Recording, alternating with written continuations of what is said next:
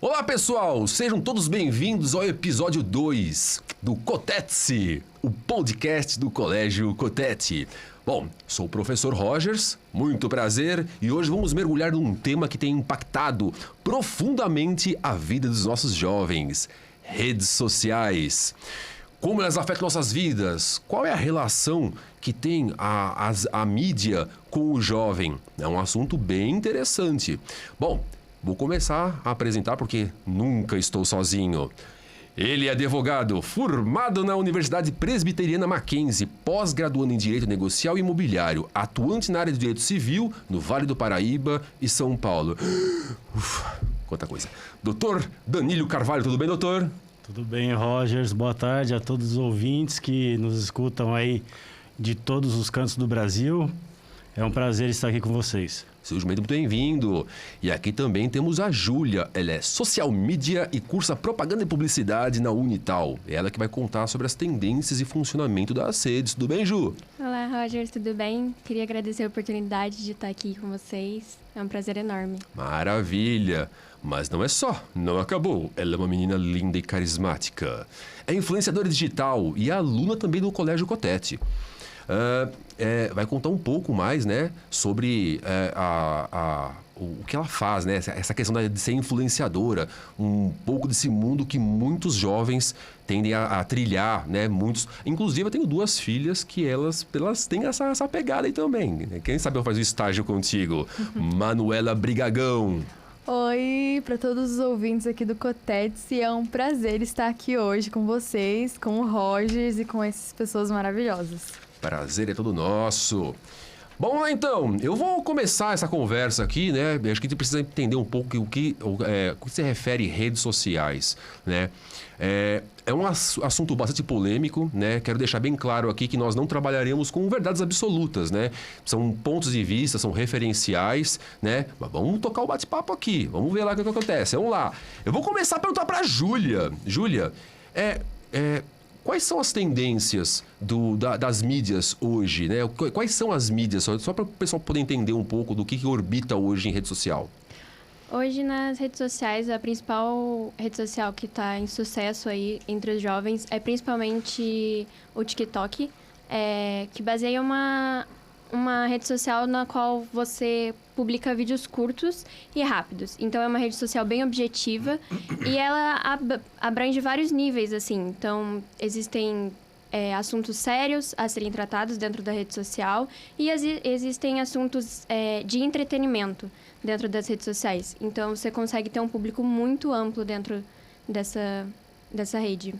Eu não sei vocês, né? Eu já cheguei até a recorrer, né? A gente tem que tomar um pouco de cuidado, né? O que é fato e o que é fake, mas dentro do TikTok, inclusive, tem bastante conteúdo assim, eu aprendi algumas coisas, inclusive, no TikTok. É evidente, né? Que a gente olha o TikTok, vai passando. Como é que é o nome? Manu, ajuda a gente. Como é que é o nome quando a gente vai fazendo assim? Tem um nome? Quando a gente vai passando?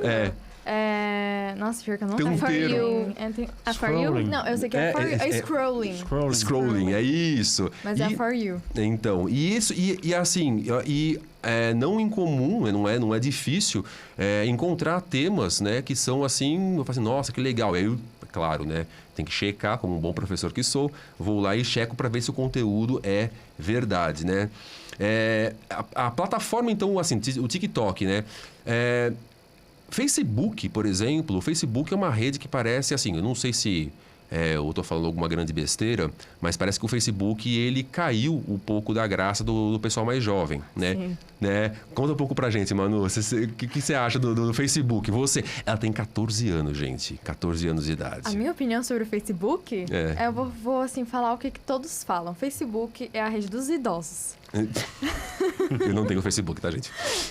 Importante, adendo. Mas as pessoas falam, TikTok é dos jovens, Instagram é para as pessoas adolescentes e os adultos, e o Facebook é para velho mesmo. Bem velho. Olha, ainda bem, né? Eu apaguei. Eu tava numa reunião na escola um tempo atrás, acho que foi ano passado. E aí, eu não lembro quem que foi que perguntou assim: Rogers, qual que é o teu Facebook? Eu falei assim: não tenho Facebook. Eu só tenho Instagram e TikTok. Eu sou jovem. Jovem. Jovem. Né? Assim, é interessante essa questão da... eu aprendo muito, né? Eu, como professor, aprendo muito com os jovens, né? Falam de redes, quando vai falar de rede social, eles usam uns termos, uns jargões ali, que com o tempo eu vou aprendendo. Ju, qual que é o impacto? O impacto que as redes sociais têm na mídia? Porque dentro dos teus estudos, você está fazendo propaganda e publicidade, né? Social media, e existem estratégias, por exemplo, para abordagem dentro de redes sociais, não tem? Sim. Então, as redes sociais, elas são muito amplas, como eu já falei, e elas estão sempre em atualização. Elas estão sempre se adaptando ao que o público precisa. Então, eu falei do TikTok, que é uma rede de vídeos curtos, mas a gente também tem o Instagram com os Reels, que é uma rede muito utilizada também, inclusive por empresas, por jovens, por adultos, todos os tipos de público estão dentro dessa rede social. E as redes sociais, ela tem um impacto muito importante na vida do jovem, por vários fatores. A questão da autoestima do jovem. Então, o jovem, ele se sente melhor, ele se sente mais acolhido dentro das redes sociais, isso impactua diretamente na sua autoestima. Além de que o jovem está na sua formação de... Personalidade, isso. Então, ele é o seu senso de identidade. O jovem, ele tá descobrindo qual faculdade ele vai querer fazer, qual faculdade ele não vai querer fazer, quem ele gosta de seguir, quem ele não gosta de seguir. Então, é muito a criação de um senso de identidade dentro das redes sociais. Então, as redes sociais, elas estão completamente impactando, né, a vida do jovem e sua formação de ideia, sua formação de senso crítico. Então, ela influencia bastante. Características positivas e negativas, a gente pode dizer dessa Sim, existem forma, né? as características negativas também. Como tudo na vida, existe um lado bom e um lado ruim. Então, as redes sociais, ela também serve muito de comparação. As pessoas, elas se comparam muito. Então, você tem que ter um senso crítico para você poder estar dentro das redes sociais. Porque se você se comparar com as pessoas que expõem a vida perfeita delas, você vai se sentir mal. Porque a sua vida não é perfeita e a vida de fulano é perfeita. Então, você tem que ter um senso muito crítico e tem que saber se portar dentro das redes sociais. Como se comportar? O que você deve levar em consideração, o que você não deve, quais conteúdos você deve consumir, quais conteúdos não são relevantes para você. Então, é bem... Inclusive, tem até uma questão dentro desse flanco, né, atingindo essa parte desse ponto, tem até a questão legal. Por isso que nós convidamos também o Dr. Danilo aqui para fazer algumas ponderações, né? A parte... muitos pais, às vezes, não... as redes se tornam desassistidas por parte dos filhos, né? Existem pais ali que acompanham, né, com aplicativos, inclusive existem aplicativos para acompanhamento como que os jovens estão perambulando pelas redes, né? Mas tem pais que simplesmente, né, largam as telinhas ali e por isso essa pauta, a gente traz essa pauta porque ela é uma pauta muito pertinente em âmbito escolar, Sim, né? sim. É uma pauta bastante pertinente. Deixa eu perguntar, doutor Danilo, posso chamar de Danilo? Claro. Danilo, o que dentro dessa questão, né, quando você vai falar existe a aplicabilidade de lei dentro da internet ou a internet é uma terra de ninguém, como alguns dizem? Então, professor, é o seguinte, até pouco tempo atrás, a internet ela não era regulamentada, né, nesse quesito, principalmente do bullying, né? Hoje em dia, através de legislação recentíssima, foi criado o novo tipo penal, um novo crime foi criado dentro do Código Penal que se chama cyberbullying, né? Que é derivado do bullying. O bullying é a intimidação sistemática, né? Através de violência psíquica ou física de modo reiterado, né? Ou seja, mais de uma vez, contra grupos ou indivíduos.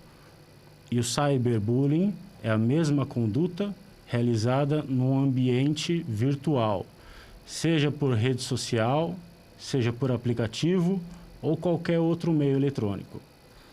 Então, enquanto o bullying ele é passível de pena de multa, o cyberbullying, ele já é passível de reclusão, de cadeia, né? Uhum. A pessoa pode ser responsabilizada penalmente com uma pena muito mais grave. Um autor, por exemplo, um autor uma situação hipotética, Sim. alguém que esteja praticando bullying em rede virtual, o que, né, tem também até um outro termo também, né, de pessoas que depreciam, acho que não são haters, não é? Como é? Haters. Haters, né? Uma vez identificado e constatado, por exemplo, que o autor do cyberbullying é de menor, é a menor de idade. Sim. Qual que é a aplicação visto pela legislação nesse sentido? Mesmo sendo um inimputável, né? Ou seja, um menor de 18 anos de idade, ele vai receber uma medida socioeducativa. Ele não vai receber a pena de reclusão, né? Ele não vai ficar num presídio, mas ele vai receber um outro tipo de penalidade. Não é uma pena do Código Penal, mas ele vai receber uma penalidade do Estatuto da Criança e do Adolescente, do famoso ECA, né?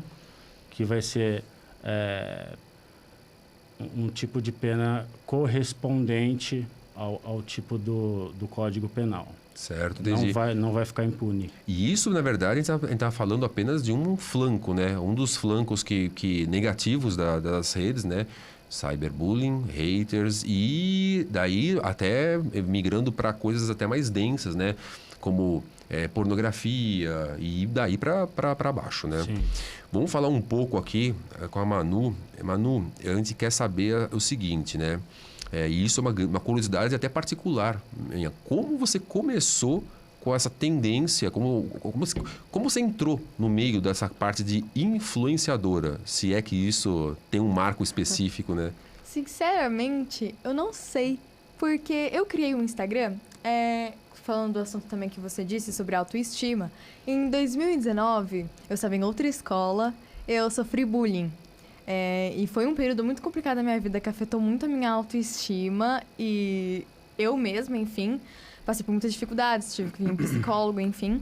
E daí eu criei um Instagram por conta disso, pra tentar melhorar minha autoestima e também porque a minha irmã mais nova já tinha e eu nunca tinha, então eu pedi pra minha avó pra criar um pra mim. E daí eu comecei a postar fotos e tal, inclusive tem até um vídeo lá de eu falando meu relato sobre o bullying. Pra quem quiser procurar, tem um vídeo lá meu falando de 2019. E daí, nisso que eu comecei a postar foto, eu comecei com 7 curtidas. Minha primeira foto tem 7 curtidas, que é minha família. E com o tempo eu fui postando mais coisas, mais fotos. E aí, outras pessoas foram chegando. E daí eu fui ganhando 100 seguidores, 200 seguidores, 300 seguidores. Foi tomando uma proporção muito grande e eu nem sabia direito o que estava acontecendo. E aí, quando eu tava com 500 seguidores, foi começando a chegar as primeiras propostas para parceria. E quanto mais propostas eu recebia, mais coisas eu fazia, mais coisas eu postava, mais meu Instagram ia crescendo e tomando forma, e aí eu entrei nesse ramo. Os teus posts, eles eram o que? Eram vídeos? Eles eram fotos apenas? Vídeos? Como é que funcionava isso aí? Antes eu postava só foto. Foto do meu dia a dia, foto minha pequena, fotos de coisas que aconteceram na minha vida. E ao decorrer do que foi chegando as parcerias, daí eu fui postando vídeos também. Fui postando mais vídeos e mais coisas. Certo, entendi. Isso daí, eu abri, inclusive, essa conversa falando que existe um sonho por parte da mocidade, dos jovens, né? Principalmente crianças, né? Crianças de tenra idade, assim, elas têm essa vontade de tornar-se influenciadoras, né? Ou pelo menos estar em destaque na mídia. Você acha que isso daí, o teu caso foi mais natural, né? Que você começou fazendo despretensiosamente e teve um alcance. Gente, para quem não sabe, né? A Manu, lá na escola, ela não é assim, porque ela é influenciadora, porque ela tem não sei quantos mil seguidores, a gente vai chegar lá, né? Eu vou conversar a respeito disso daí, mas é uma pessoa de uma simplicidade assim, absurda, assim, né? E eu confesso, né, que eu até estava comentando hoje com os alunos na sala de aula, que em alguns casos, às vezes, tem alguns influenciadores que eu tenho uma certa até antipatia. Isso daí é um ponto de vista meu, tá, gente? Né? Quero deixar isso bem claro, né? E talvez porque é quando, de repente, sei lá, não sei se é uma questão de fama que sobe a cabeça ou coisa do tipo. Então, eles se portam de uma forma que, na verdade, eu não sei se é porque eu não sou o público-alvo deles, de repente, né? Eu não sei. Ju, existe essa questão, por exemplo, de influenciadores ter públicos específicos para... Sim, sim. Cada perfil de influenciador, de marca, de empresa, ela tem o seu público-alvo e ela tem que produzir conteúdo relevante. O caso da Manu, por exemplo, ela conquistou muitos seguidores em uma das coisas que está muito em tendência agora, que é mostrar o seu dia a dia. Você ser completamente natural, você mostrar a sua vida sem filtro, sem mostrar a sua vida perfeita. Então, isso nas redes sociais tem ganhado bastante visibilidade, tem ganhado bastante seguidores, perfis que compartilham seu dia a dia, sua vida, nos stories, né? Então, o Instagram, ele permite que a gente esteja ali em contato com o nosso influenciador favorito ou a nossa marca favorita no dia a dia. Então, eles podem mostrar como é o dia deles e isso faz com que a pessoa se sinta mais próxima, mais familiarizada com esse influenciador. Certo. Inclusive, assim, para cada tipo de influenciador, existe, inclusive, um produto, um conteúdo... nicho. Isso, um Existe nicho. um nicho. Então, isso daí, como que acontece? Como essas empresas, esses empreendimentos, esses prestadores de serviço, eles chegam em contato com o influenciador? Isso daí, eles se identificam com a forma que eles apresentam e querem carregar a logotipia, a logomarca deles? Existe muito estudo. Quando a gente vai fechar uma parceria com algum influenciador, a pessoa por trás do marketing da empresa, ela tem que estudar muito o público-alvo, qual é o público que o influenciador que ela pretende fechar a parceria atinge, se vai ser uma parceria relevante, não vai ser uma parceria relevante. Então, os influenciadores deixaram, né, a Manu deve saber disso, que deixaram de ser números, né? Elas são engajamento. Então, você pode ter um seguidor, um influenciador com 500 mil seguidores e você pode ter um influenciador com 10 mil seguidores. Pode ser que o seu de 10 mil seja mais relevante, porque as pessoas engajam mais, as pessoas estão mais ali no dia a dia deles, estão mais influenciadas por ele. Então, existe muito estudo de métrica, de algoritmo, de tudo, para fechar um patrocínio. Entendi. Manu, você chegou a recusar, por exemplo, alguma empresa ou um empreendimento, algum tipo de serviço? Não precisa falar o quê, tá? Né? Não, pelo amor de Deus, não iremos expor por uma questão até bastante ética, sobretudo, né? Mas chegou a ter recusa, por exemplo? Você fala assim, não quero me associar a essa... Então, eu tenho um público-alvo, né? Também porque eu sou atriz e eu faço a Narizinho no seriado do Sítio, eu acabo postando muito sobre isso e tal. Então, a minha imagem acabou sendo mais interligada ao público infantil. Contanto que o meu público é juvenil. São crianças, são mães das crianças. É um público juvenil que eu digo. Então, quando me mandam várias propostas de parceria, muitas propostas. E eu penso... É algo que vai me deixar confortável de fazer? Eu vou ir lá, vou gostar de fazer propaganda daquilo? É algo que tem qualidade para eu poder divulgar para os meus seguidores, porque eles são influenciados por mim? E é algo que o meu público vai querer ver? Porque tem que pensar isso, tem que ser algo que condiz com o seu público. Você não pode ir lá e... vou aceitar essa parceria porque ofereceram muito dinheiro ou alguma coisa assim. E ser algo que seja completamente intransponível, tem um abismo, assim, intransponível com o seu público. Porque você tem que entregar algo que o seu público já está acostumado a ver, entendeu? Eu, como por exemplo, faço... como meu público é infantil. Eu não vou lá e vou fazer propaganda de uma coisa que eles não vão usar, entendeu? Não faz o menor sentido, então tem que pensar muito nisso. Eu tenho 44 anos, eu também te sigo, então isso me deixa me conforta muito. Não, mas eu digo que é um público juvenil, são mães sim. E as crianças. É que a maioria, né, digamos assim. Tem muitos adultos que me seguem também. Entendi. Mas... eu já recusei. Já recusou? Várias. Bastante, muitas. Doutor, existe também uma questão também quando existe esse contato, né, de empresas com os influenciadores, tem também toda a parte legal em cima disso daí, né? Eu acho que tem a parte também, subentendo que tem a parte contratual, né? Certamente. Professor, antes de eu atacar essa questão, eu gostaria de parabenizar a Manu, porque ela comentou aqui, ela se expôs, né, que ela sofreu bullying, e ela se superou, e ela criou outro perfil, né, Manu? E graças a Deus não aconteceu nada de grave. Eu sei que deve ter sido difícil para você. E infelizmente não são todos os casos que são, né, que acabam dessa forma, né? E como advogado eu gostaria de dizer que é isso que acontece com o direito, né? A sociedade se transforma e o direito evolui junto com ela, né? Muitos dizem que a lei é atrasada, a lei não é suficiente, mas não tem como o legislador prever todas as situações, né? Então, é a evolução da sociedade que determina a evolução do direito.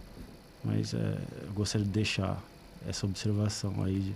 Meus parabéns aí para Manu. Obrigada. Hoje em dia eu participo de campanhas contra Ótimo. o bullying. Que legal. Tenho no mês de outubro a campanha Eu Digo Não ao Bullying, que é lá do Rio de Janeiro, que é da campanha Atores de Mar, e que eu participo dessa campanha já tem 4 anos. E eu acho que isso é uma coisa muito importante também, de ter na internet pessoas que estão lá por causas importantes e divulgando essas causas importantes. E a gente tem uma hashtag, que é a hashtag Eu Digo Não ao Bullying. E daí, todo ano, em outubro, a gente faz essa campanha, divulga essa campanha, mostra mais casos de bullying e encoraja as pessoas que estão sofrendo bullying de contar. Porque, às vezes, a pessoa sofre bullying e fala, não vou contar para os meus pais, não conta. E a gente faz essa campanha para chegar às pessoas, porque a gente sabe que chega, gente. As crianças estão, hoje em dia, os jovens, estão sempre lá com a tela na mão, com o celular na mão, olhando tudo. Se eles veem um vídeo desse e eles se identificam com alguma situação de coisas que as pessoas contam, eles podem ir falar para os pais deles dessa situação. E é uma coisa muito importante que a gente faz todo ano. E é muito legal. Isso ajuda, né? Muito Sim. também. E o apoio da família, eu tenho certeza que você teve também, né? Eu acho que é o mais importante de tudo, não é? Sim. E essas ações também, né? Da sociedade. Uma coisa que me veio à cabeça aqui, né? É curioso essa parte, né? Do tipo... Manu sofreu lá atrás, né, um episódio foi o cyberbullying mesmo, né, no caso. Não, um foi bullying mesmo na escola. dentro da escola. Sim. Isso. E você tinha tudo para não aparecer, né, ou de não se expor, né. É curioso essa observação tua que você fez aí, doutor. É bem interessante, porque é o dar a volta por cima, é a autoestima, né? É trabalhar acima de tudo nesse sentido, né? E... assim, você acha que, de repente, assim, estar na rede é dar a cara a tapa? Seria porque, assim, as pessoas falam assim, puxa, mas se expõem, não sei o quê. Mas, assim, será que essa é uma via, é um viés, assim, de falar assim, puxa, mas o jovem está se expondo, né? Mas se expondo de que forma? Porque eu acompanho a tua produção, e é uma produção, assim, bastante fluida, né? É uma exposição, mas não de caráter negativo, Sim. né? Mas existem algumas pessoas que falam assim, dar a cara a tapa. Será que essa conotação está apenas dentro de um viés negativo? Depende do quanto você se expõe. Porque tem as pessoas que estão lá 24 horas falando da vida pessoal, falando da vida inteira, falando de tudo que faz, não sei o que, não sei o que. E às vezes não é seguro você falar de toda a sua vida pessoal. Uhum. Você tá num lugar, você já posta que você tá lá, não sei o que. Tem muitas coisas que você tem que tomar cuidado com o que você posta na internet. Eu não chego lá no meu Instagram, nos stories, e começo a contar todos os problemas da minha vida pessoal que eu tenho. Uhum. Enfim, eu não faço isso. Então eu acho que esse negócio de dar a cara a tapa depende do quanto você se expõe. O tipo de conteúdo que você está colocando. O tipo de conteúdo que você põe lá e, sei lá, você não pode ficar postando sua vida pessoal 100% lá. Você posta do seu dia a dia e tal, mas você não põe os seus problemas. É o que ela tinha dito, das pessoas verem as contas lá no Instagram e pensarem, nossa, ela tem a vida perfeita. Ela não tem a vida perfeita. Ela só não expõe toda a existência dela lá no Instagram, e nem pode. Como, por exemplo, você tá num lugar, você tira uma foto, você posta depois que você sai de lá. Isso é uma coisa para sua segurança. Então, tem muitas coisas que você tem que tomar cuidado na internet. Então... Sim, tem todos os percalços e cuidados. Expor o dia a dia é diferente, completamente diferente de você expor a sua vida pessoal. Então, você tem que saber a linha tênue entre isso, sabe? Você não pode expor demais, porque você é perigoso para você. Já aconteceram, por exemplo, os casos de pessoas que eu conheço de exporem o lugar onde estão ao vivo, assim. Acabei de chegar e postei nas redes sociais e irem atrás dela. Então, ela também é famosa nas redes sociais e ela conta isso num dos cursos que eu assisti, né? Então, ela mostra que expor o dia a dia é diferente de você expor a sua vida 100% ao vivo e expor a sua vida pessoal. Certo. Nossa, Ju, então isso daí é bastante sério, é complicado. Isso teve uma repercussão, assim, de envolvimento de polícia depois? Implicou em boletim de ocorrência? Você tem ciência disso? Então, na época, faz uns 4 anos dessa história, e na época foi levado para a polícia, foi feito boletim de ocorrência e uma medida protetiva. Então, quem fez a perseguição, né, não pode mais chegar perto, tem uma certa medida protetiva. Então, foi resolvido judicialmente. Perfeito. Doutor, isso daí deve acontecer com bastante recorrência, né? Dentro de ambiente virtual. Eu acho que uma das questões aí, de repente, vou engatar só uma pergunta que está me ocorrendo aqui agora, que é com relação à identificação de pessoas que perseguem. Porque, assim, no caso desse episódio, a pessoa ela foi in loco, né? Ou seja, ela foi no local, não foi uma abordagem em caráter virtual. Ela foi em loco. Sim, ela foi em locação. Certo.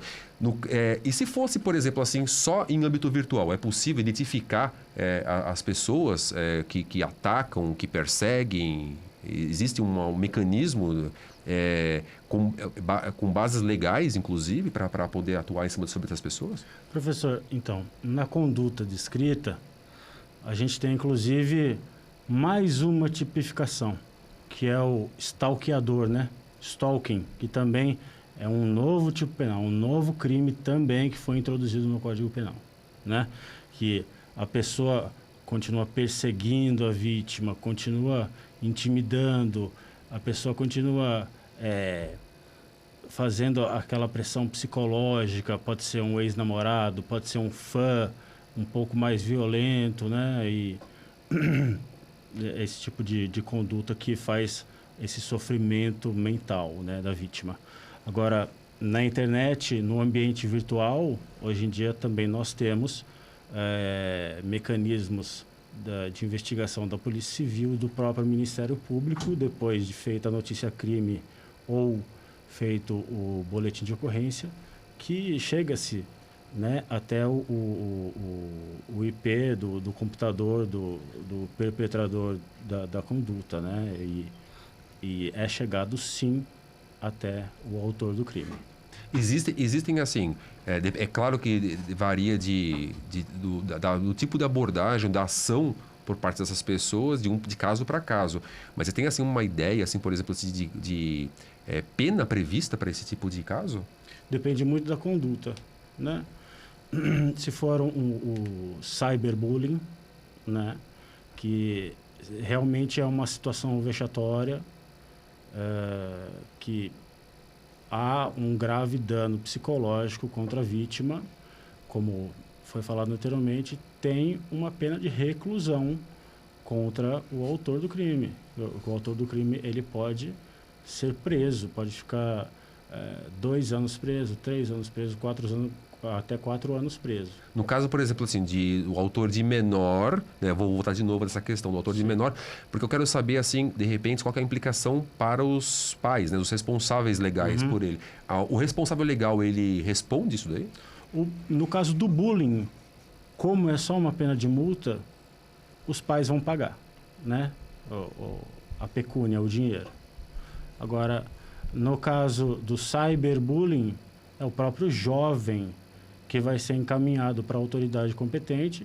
Nos termos do ECA, ele vai sofrer aí uma sanção, né? Uma medida socioeducativa que pode chegar no máximo aí até 3 anos e até ele completar 18 anos de idade. Certo. Manu, você já teve episódio com relação assim dessa atuação de haters, de pessoas que depreciam ou tentam depreciar ou perseguições, alguma coisa do gênero, assim? Assim, hate, nunca tive muito problema com isso. Já tenho muitas colegas desse ramo também que já tiveram muitos problemas com hater. Tipo, você entrava nos comentários, você via pessoas mandando se matar, comentando esse tipo de coisa e tal. Contanto que teve até que desativar os comentários por um tempo. Mas eu, como já tenho um público, seguidores fiéis que já me acompanham há bastante tempo, nunca tive tanto problema com o quesito hate. Mas eu tive muitos problemas com pedófilos. Já tive. É um assunto sério. E Já esse é ainda eu acho que talvez, assim, quando a gente traz essa questão de jovens e redes sociais, eu acho que esse daí é um dos pontos, acho que nevrálgicos, né? Com relação à condução, supervisão, né? De pais responsáveis e que também, né? Aqui, como educador, né? Eu tenho que posicionar, inclusive, com o papel da escola, né? O papel da escola enquanto educadora, né? Quais são as ações que nós desenvolvemos junto aos alunos para não só para salientar essas práticas, né? de bullying, de cyberbullying, porque assim, cyberbullying é essa perseguição reiterada, massiva, recorrente em redes virtuais, né? Mas isso daí já acontece há muitos e muitos anos já em ambiente escolar, como aconteceu contigo, né, no passado. E isso daí, ela transcende gerações, né? Algumas questões, alguns temas, principalmente como o bullying, né? A gente está falando de rede virtual, mas a gente puxa esse gancho, né, do bullying que leva ao cyberbullying. Às vezes é tratada como mimimi, né? O famoso mimimi. E não é um mimimi. Isso daí carrega traços, inclusive, de ordem psicológica. Isso daí deixa mazelas, né, nas pessoas, né? No caso, nos alunos, né? E a escola, inclusive, por exemplo, no Colégio Cotetes, por exemplo, nós temos, inclusive, uma cartilha, né, com referência à segurança digital. Inclusive, doutor, tenho até uma autoridade, né, que no assunto, né, quando eu falo uma especialista no assunto, que é a doutora Patrícia Peck. Inclusive, eu assisti a algumas palestras dela dentro de segurança digital. Parte dessa cartilha foi montada em cima dessas palestras, né? Só que a escola, ela consegue fazer o trabalho, né, de alertas, avisos em ambiente escolar, né? E se não há, de repente, um apoio conjunto das famílias, também zelarem, inclusive, por essa supervisão dos jovens, né? E isso daí acontece o que você acabou de falou há pouco tempo atrás, há poucos minutos atrás. Você falou assim, puxa, o jovem está olhando aquilo ali, está absorvendo como uma esponja, não conta, né? Por algum motivo, por vergonha ou porque acha que aquilo não é importante, e isso daí carrega dentro do cerne dele, na parte psicológica, problemas, né? Você citou que você consegue desabilitar o comentário. Quem que desabilita isso daí? É a própria plataforma ou você consegue, dentro da tua rede, você desabilita esses comentários? Os pedófilos? Com pedofilia, não recebo em comentários, assim. Apaga os comentários. A rede, o Instagram não apaga por você. Às vezes, se você olha uma coisa ali, você apaga. Às vezes, você acaba nem vendo por não ler todos os comentários dos seus vídeos ou fotos, enfim. Mas, muito direct. Não é nem os comentários das fotos, mas muitos directs, muitos. Contanto que a minha avó, ela é minha assessora, minha agente também. E daí ela supervisiona, é aquilo que você tinha dito da supervisão. Ela supervisiona o meu direct. Então, para poder ver propostas de parceria também, mas às vezes ela acaba se deparando com essas pessoas, com esses pedófilos que mandam mensagens para mim. E não manda só mensaginha, manda foto, manda vídeo, propostas impróprias, inadequadas e enfim. E ela nunca me passa esse tipo de coisa. Eu sei que acontece, um filtro, como se fosse um filtro, né? Um filtro de uma pessoa, um adulto, uma pessoa responsável que tria isso daí e não deixa chegar até ti. Sim, tem os comentários, eu nunca vi. Directs, eu nunca vi isso mandarem pra mim. Mas a minha avó viu Ela apaga, não passa pra mim, não deixa eu ver, porque é ela que tá lá supervisionando. O direct, ela primeiro olha, depois, se é algo realmente bom, né, algo pra eu ver, ela vem e me passa. Mas esse tipo de situação, ela não me passa. Não passa. Inclusive, deixar até por conta de quem está ouvindo, né, esse nosso papo aqui, que a avó da Manu está aqui com a gente, né? Ela está aqui com uma convidada nossa aqui, ela está acompanhando todo esse bate-papo. Quando a gente fala de pedofilia, e isso é o tema de jovens nas redes virtuais, ele foi levantado justamente em ambiente escolar, no nosso podcast no Cotetse, por conta da gravidade que isso tem, né, dentro da comunidade dos jovens. E a gente está falando de jovens acessando redes sociais. Eu não estou pegando um nicho de faixa etária específico. Estou trabalhando com jovens desde ter idade, 6 anos, né, 5 anos, até a idade que é uma terceira série, que orbita uma terceira série do ensino médio em 17 anos de idade, que ainda assim é de menor. Doutor, gravidade e a atuação da lei para crime de pedofilia na internet. O que você poderia falar um pouco a respeito disso daí? Olha, o que a Manu ela descreveu aqui são condutas gravíssimas que estão presentes no Estatuto da Criança e do Adolescente, com um novo pacote da lei do bullying, né, que entrou em vigor agora em janeiro de 2024. São puníveis com reclusão, anos de reclusão. A meu ver, elas devem ser encaminhadas para a polícia, para a delegacia de polícia, não devem ficar impunes, porque outros jovens podem sofrer com a mesma mazela. Inclusive, existem outros projetos de lei, vários projetos de lei das próprias plataformas coibirem esse tipo de comportamento de adultos e adultas contra os jovens, né? Por exemplo, com algum botão um pouco mais claro para o jovem que se depara com tal situação e logo já vai ser encaminhado para a plataforma ou num aplicativo de jogo, né, que um jovem não poderia ter acesso a isso sendo menor de idade, para coibir, né, o vício da jogatina. É um outro exemplo, né? Então tem muita coisa ainda que precisa ser regulamentada. Que foi há um tempo atrás até um problema, né? Um grande problema.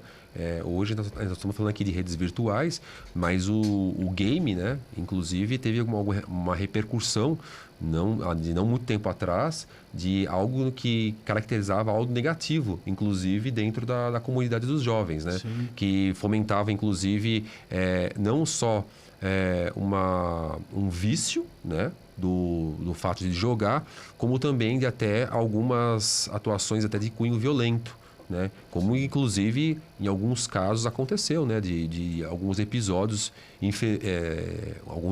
infelizes com relação à prática da violência, e quando foi descobrir lá atrás tinha e isso é polêmico, né? Isso é bastante polêmico, porque alguns falam que não procede, que o game não leva a práticas violentas, e outros, inclusive até especialistas, né, na parte de cunho psicológico, falam que sim, né? Isso daí Professor, o assunto é tão grave e tão em voga que nessa segunda-feira a Flórida sancionou uma lei que menores de 14 anos não podem ter rede social mais. Eles não podem ter de maneira alguma. E jovens de 14 e 15 anos de idade podem ter perfis em redes sociais se tiverem o consentimento de pelo menos um dos pais. A partir de 16 anos de idade, eles podem ter rede social.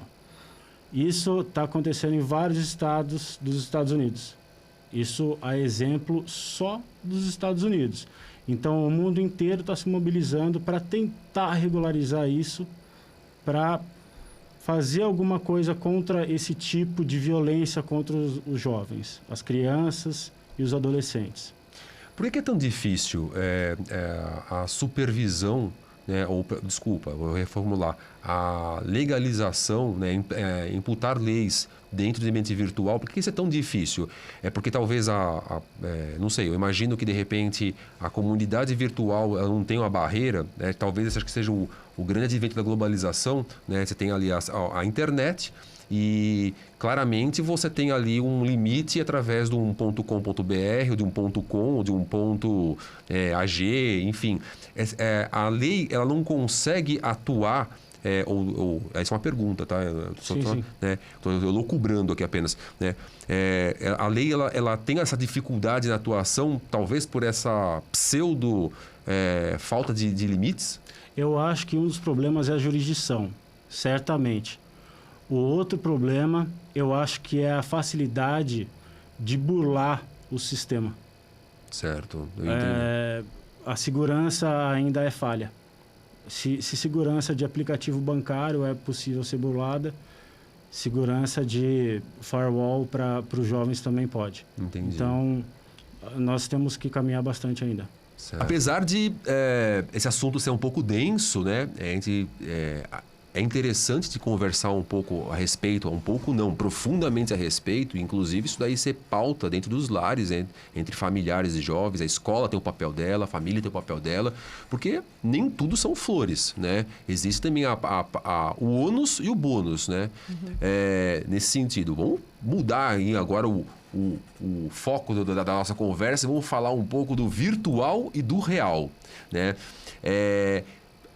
Manu, existe alguma diferença, evidente que deve existir, mas existe alguma diferença? Como você trabalha essa questão? Quem é a Manuela das redes e quem é a Manuela da vida real?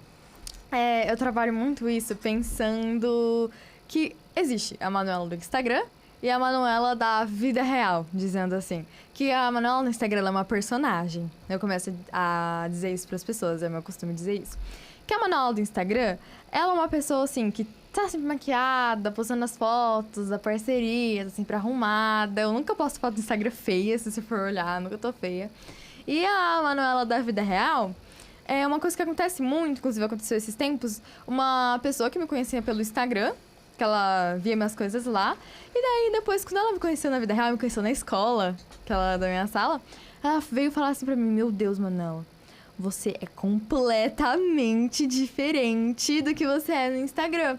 Porque eu sou uma pessoa muito autêntica, eu sou uma pessoa muito, assim, alegre, muito energética, muito isso, muito aquilo. E eu não mostro muito esse meu lado no Instagram. Porque no Instagram eu tô sempre lá pleníssima, postando foto. E quem me olha no Instagram já olha e fica tipo, nossa, menina chata. Olha a cara de mentira dessa menina, as caras que ela faz nas fotos. Insuportável. Insuportável. Daí depois a pessoa me conhece na vida real e toma um susto com a minha personalidade, né? Porque... E olha, eu vou falar pra vocês, olha, pra quem não conhece a Manu, nos corredores da escola, é esse sorriso estampado sempre, assim, eu particularmente não vi, assim, primeiro que eu não achei você nem um pouco... Nem se eu não te conhecesse, né? Olhando as tuas redes, você não transmite essa questão da antipatia. E a simplicidade dessa menina nos corredores da escola é uma coisa absurda, assim, né? Eu queria voltar um pouco também no assunto, já, inclusive agora dirigindo para Ju, né? Falando um pouco dessa questão do ideal e do real nas redes, né, Ju? Você falou assim, com relação a essa... de como as redes, elas implicam na condução dos jovens, né? O que o jovem busca numa rede, o que ele traz, o que ele vai buscar na rede e qual que é o reflexo que isso carrega no cerne desse jovem? Então, o jovem, ele vai procurar nas redes sociais sempre a inspiração da vida dele. Então, ele tá sempre em busca de alguém que siga a carreira que ele gosta, do tipo de música que ele gosta. Então, ele tá sempre numa comunidade que é familiar para ele. Ele tá sempre em busca de algo que seja familiarizado nos gostos dele. Então, por exemplo, os seguidores da Manu, eles provavelmente se identificam muito com a realidade da Manu. e com o dia a dia dela. Com certeza, a Manu é inspiração para muitos dos seus seguidores. Muitas foi no fato que você entrou, de que é o sonho de muitas crianças, de muitos adolescentes, né? Serem reconhecidos dentro da internet. Então, a gente entra na parte de algoritmos. Então, o algoritmo ele é um sistema que ele define qual o conteúdo para determinada pessoa. Então, o meu conteúdo vai ser diferente do seu, que vai ser diferente do da Manu, que vai ser diferente do doutor. Então, cada rede social, ela se adapta, ela se adapta ao seu usuário. Então, eu acredito que seja muito isso. O jovem, ele procura a inspiração. Me explica um pouco assim, com uma maior profundidade, e isso é uma curiosidade até particular. Como é que funciona algoritmo? O algoritmo, ele é logística. Então, ele é muito matemática. Ele funciona através de interações nas redes sociais. Então, por exemplo, a Manu posta um conteúdo. Os seguidores dela curtem, comentam, compartilham. E isso vai montando a rede, né, de algoritmos dela. E vai sugerir conteúdos mais próximos ao que a Manu já oferece para os seus seguidores. Então, por exemplo, às vezes o algoritmo até atrapalha um pouco. Por exemplo, eu tô lá nas redes sociais, eu vejo... Fuma? Eu tô segurando, o negócio tá engasgando aqui. Tô garganta. Ela falando, eu assim, ó, meu olho aguando, assim, eu tô segurando a tosse, desculpa. Tudo bem. Continua. Eu sei que você vai falar. Continuo do Se quê? eu procuro, sei lá, um varal para comprar um dia, fica um mês aparecendo varal para mim. Exatamente. Você precisa procurar uma vez. Você procurou uma vez, entrou em 2 sites, isso vai... O algoritmo ele vai entender que você está precisando daquilo. Inclusive, o algoritmo, ele às vezes atrapalha também. Assim como tudo na vida tem o seu lado bom e o seu lado ruim. Por exemplo, se você pesquisa um secador de cabelo que você está precisando, você entrou em 2 sites, ele vai... o algoritmo ele vai entender que você precisa do secador de cabelo. Então, ele vai começar a disparar em todos os anúncios possíveis aquele secador de cabelo. E às vezes você não quer ver aquela informação, ver aquele conteúdo. Então, por exemplo, às vezes você só viu ali de 5 minutos e pronto, acabou, mas o algoritmo ele vai te recomendar até ele perceber que você não está mais interagindo com aquele tipo de conteúdo, com aquele tipo de informação. O algoritmo, ele inclusive, numa das aulas da faculdade, a gente descobriu que uma empresa de fraldas, ela descobriu que uma jovem estava grávida antes da própria jovem saber que ela estava grávida, por conta dos algoritmos. Existem aplicativos, por exemplo, que mostram o seu ciclo menstrual, e ela tinha esse aplicativo. Então, o algoritmo viu que ela não tinha tido o ciclo menstrual naquele mês, e a jovem seguiu plena a vida dela. E as redes sociais, elas descobriram, né? Usaram esse algoritmo e falaram, essa menina está grávida. E começaram a disparar conteúdo de mãe, de fralda, de berço. Todo esse tipo de conteúdo que mães consomem, né? E os pais dessa menina viram, ela era uma menina muito jovem. Os pais dessa menina viram, entraram judicialmente falando que era um absurdo recomendarem isso para a filha dela, porque a filha dela era muito nova, a filha dela não podia estar grávida. E depois, passado um mês mais ou menos, descobriram que essa menina realmente ela estava grávida. Então, o algoritmo é surreal. Ele pode fazer coisas absurdas, né? E ele pode ser muito certeiro se usado com inteligência. Inclusive, essa é uma questão que até devolver até para ti ou para o doutor poder responder, a questão da legalidade disso daí. Porque eu não sei se é verdade também, estou colocando uma questão aqui, que eu não sei se você, Ju, pode me responder. Se é verdade, por exemplo, que celulares escutam o que a gente está falando. Eu ainda não sei te dizer sobre isso. Porque assim, se o algoritmo chegou nesse ponto... Eu não sei se isso é lenda urbana, se é verdade. Porque às vezes você comenta assim com uma pessoa, nossa, estou com muita vontade de comer um bolo de Red Velvet. Eu não tô nem brincando, já aconteceu isso comigo. Eu falei pra minha avó, nossa, eu amo Red Velvet, eu queria tanto comer alguma coisa de Red Velvet. Eu abro o Instagram, aparece lá a mulher que fazia cupcakes e cookies de Red Velvet. Eu olhei aquilo e falei, não é possível.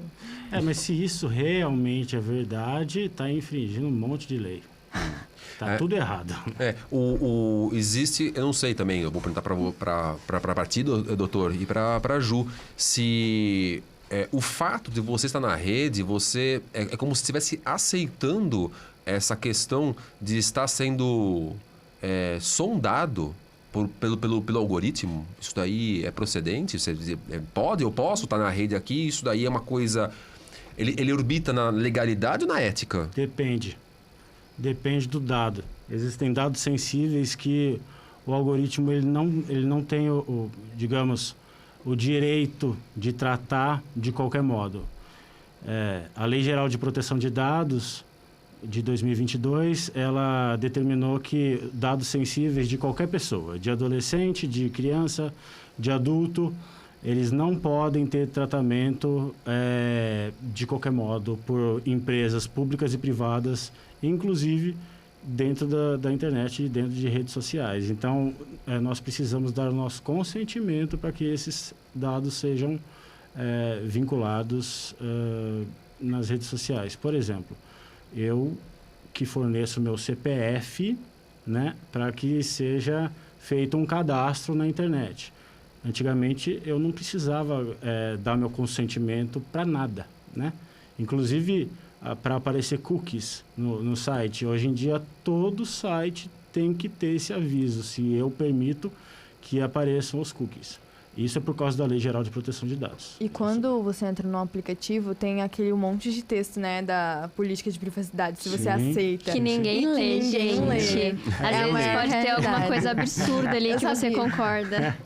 É bem sua cara ler mesmo. Mas é isso mesmo. É a Lei Geral de Proteção de Dados que introduziu todas essas modificações aí na internet que todo mundo tem que se adequar. Todas as empresas têm que se adequar. Como eu sou um dos responsáveis pelo marketing do colégio, eu tive que ler, porque eu tenho a aprovação da Minute, né, de ler dessa no site do colégio, né? Então eu tive que ler de ponta a ponta ali mesmo. Deixa eu ainda não fugindo um pouco do algoritmo, vai perguntar, Ju, o algoritmo, existem algoritmos para as redes, né, pessoais, as redes sociais, e ela pode, por exemplo, assim, ela pode brotar um vídeo da Manu na página de alguém como sugestão? O algoritmo faz isso? Sim, só que como eu falei, o algoritmo ele vai sempre te recomendar para algo que seja relevante para você. Por quê? As redes sociais elas querem prender o usuário. Então, se começarem a me recomendar no Instagram algo que eu não consumo, algo que não é do meu nicho, algo que não me interessa, eu vou passar menos tempo nessa rede social. Então, eles têm essa análise de que o conteúdo precisa ser relevante, o conteúdo precisa prender o usuário. Então, ele sempre vai recomendar a Manu, por exemplo, para pessoas que seguem o nicho dela. Então, é sempre para pessoas relevantes. Até quando ela patrocina, né? Existem os patrocínios dentro das redes sociais, vai sempre atingir o seu nicho. Então, ela nunca vai divulgar para alguém que não seja do seu público-alvo, alguém que não vá consumir futuramente o seu conteúdo. E o número, por exemplo, assim, o número de seguidores de um perfil como, por exemplo, da Manu, isso implica também na indução do algoritmo para as pessoas que estão navegando na internet, por exemplo, como sugestão? Então, o algoritmo, ele é um rastreador, ele consegue rastrear todas as pessoas que seguem a Manu, desde faixa etária até o sexo da pessoa. Então, a Manu pode saber se mais meninas ou meninos seguem ela, se mais jovens ou adultos seguem ela. Então, é um nicho, uma ferramenta bem eficaz, assim. Consegue mostrar, de repente, até aonde a pessoa tá. Então, se ela é daqui de Taubaté, se ela é de Tremembé, se ela é dos Estados Unidos, se ela é da Europa. Então, é bem amplo. Porque Facebook e Instagram do grupo Meta, se não me falha, me corrija se estiver errado. No Instagram, por exemplo, na sua conta, quando a sua conta é profissional, então aparece do lado dos insights.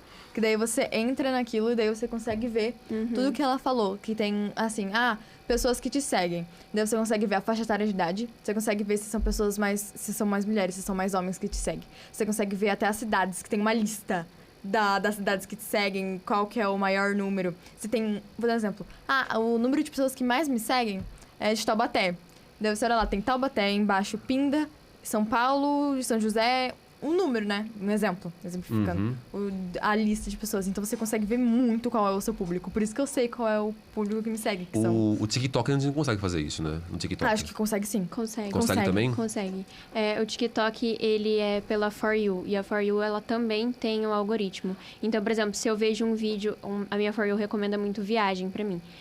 Eu gosto muito de ver coisas sobre viagem, sobre casa... e ela sempre tá me recomendando isso. Então, pode acontecer do meu conteúdo ser igual ao da Manu, a gente começar a rolar a For You aqui e aparecer vídeos iguais, porque a rede social, ela é assim, ela vai recomendar conteúdos que podem ser relevantes, ela vai testar também. Então, às vezes, pode ser que um conteúdo não seja relevante, mas ela testou, ela colocou ali na sua For You pra ver se você assistiu. E se, de repente, você clicou no perfil e começou a ver mais, clicou numa hashtag e começou a ver mais, você perdeu 3 minutos ali. A rede social vai entender que foi um conteúdo relevante pra você e vai começar a te recomendar cada vez mais. Sim. É que o TikTok é aquele negócio, né? De você ficar no scrolling, né? Tipo, nossa, que vídeo chato, você já pula. Você nem vê tudo. E daí ele já pensa, não é relevante pra você, então não vou mais te recomendar. Quanto mais tempo você permanece na rede, mais ele vai entendendo o que você realmente gosta. Por exemplo, no teu caso é viagens, no meu caso, por exemplo, são motos e... Assim, no teu, doutor? Carro. Carro também.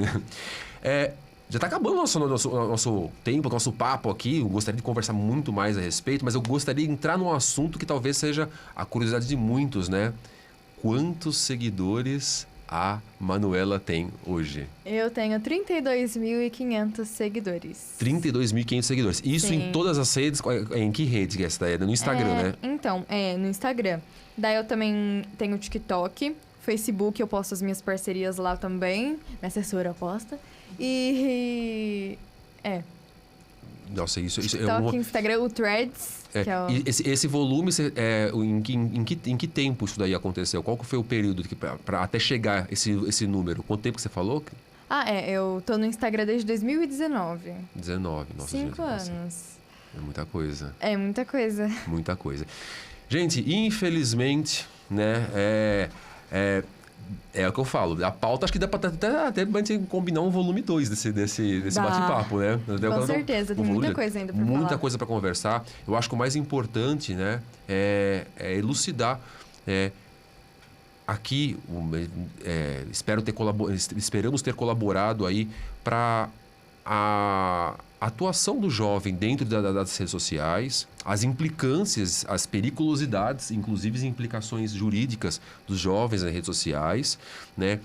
Que nem tudo é também negativo quando você vai falar de um jovem na rede social. Existe a parte positiva, né? Como você é uma prova viva disso aí, né, Manu? Né? Trabalhando em cima disso daí, porque você, inclusive, monetiza, né? Você tem os patrocínios. Sim. Acho que tem Já permutas também, né? A minha forma de trabalhar, eu trabalho com permuta, pagamento em dinheiro. Inclusive, não vou falar valores, mas eu, com 14 anos, já recebo 4 dígitos. Oh, nossa senhora. Dá para mandar currículo? Gente, um prazer recebê-los aqui. Muito obrigado. Prazer. E é isso aí, gente. Olha, próximo episódio, fiquem ligados. Curta, siga, ative o sininho, badalhe o sininho ali, ó, pessoal. Segue a gente e até lá.